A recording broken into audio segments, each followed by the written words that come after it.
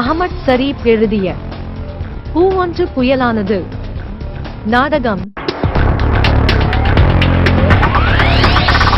செயற்கை நுண்ணறிவு தொழில்நுட்பத்தில் கிண்டோட்டே கிரியேஷன்ஸ் தயாரிப்பில் பகுதியாக.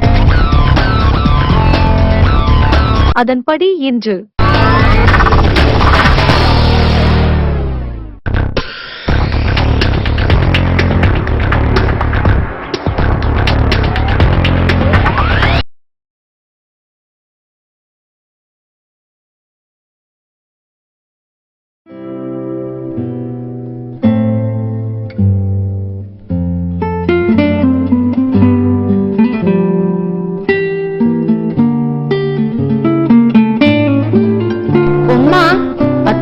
கடைக்கு ஆப்பங்களை எண்ணி அடுக்கிட்டீங்களா?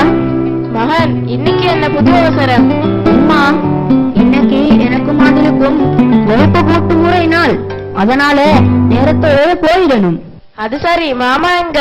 அவரு ஆளாளுக்கு எறும்பு சலாம் போட்டு வாராரு. நான் ஓடி வந்துட்டேன், அவசரமாக ஸ்கூல் போகணும் என்பதால. தம்பி, இன்னைக்கு உங்களுக்கு கூட்டுமுறை நாள் தானே, நீங்க அவசரமா போங்க. நான் ஸ்கூல் வரப்போ அத்துமாமா கடைக்கு ஆப்பத்தை கொடுத்துடுறேன். நாங்க படிக்கிற காலத்திலையும் இப்படித்தானே. அப்ப வகுப்பு கூட்டுறதுக்கு மட்டும் இல்ல, மைதானத்துல துத்திரி மரம் பிடுங்குறதுக்கும் நாள் பிரிச்சு ஆள் பிரிச்சு அடிச்சாங்க. அதுல இன்னொரு ஆப்பமேடன் பரவாயில்லையா?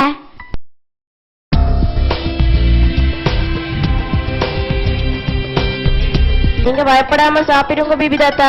அத்து மாமாட கடை கணக்குக்கு போக மேல் மிச்சமாகவும் கொஞ்சத்தை எங்கட சாப்பாட்டுக்கு என்றும் சுட்டுக்காமல் அல்ல.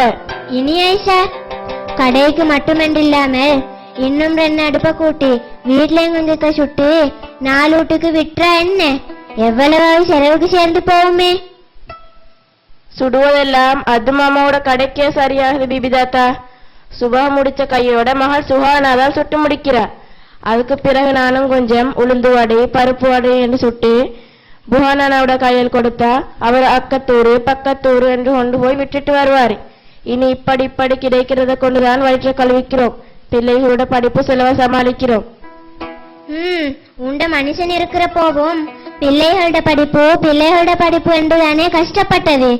போதாத ஆழம் உண்ட மனுஷனுக்கு அப்படி ஒரு நஷல், அப்படி ஒரு மௌத்து. அதனால உனக்கு இப்படி ஒரு கஷ்டம்.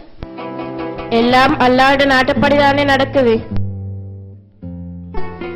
அப்படி என்றாலும் ஐஷா, கண்டவங்க என்று யார்கிட்டையும் கை நீட்டாமல், கடலை அடக்கிறதுக்கு கூட மனசு வைக்காமல் சட்டி அகப்பையோடு மல்லு கட்டி வாழ்க்கையை ஓட்டுறியே, அதுவும் கெட்டித்தனம் தாண்டி. ஏன் குஷினில் இல்லாமல் வாசல் அடுப்ப வச்சுக்கிட்டு இருக்க? தீப்பெட்டி போல சின்ன குசினி, அதுட கூரையும் இடத்துக்கிட முழுகுது பிபி தாத்தா. அதுதான் இந்த வாசன் மூளையை பிடிச்சு கொண்டது. சுபான், போவோமா? இது நபீசாட பொடியும் தானே. புள்ளகள் எப்படி சரி படிச்சு நல்ல பேரே வாங்கணும். வீட்லயும் சொல்றதே நல்ல பேரே வாங்க சொல்லி, ஸ்கூல்லையும் சொல்றதே நல்ல பேரே வாங்க சொல்லி.